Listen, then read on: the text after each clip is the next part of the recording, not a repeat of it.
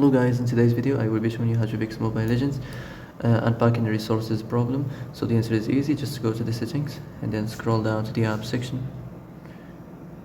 And then go to the search and search Mobile Legends. And then go to the storage, and here you will find this clear cache option. Click on it. Now you can go check it if it worked, and if it didn't, you can try to restart your phone or turn the Wi-Fi off and on, or the Bluetooth or the airplane mode.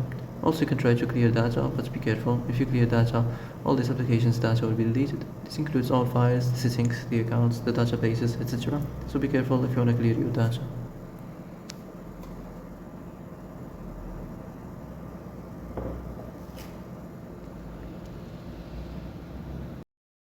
And that's it for today's video. I hope this is the answer you've been looking for.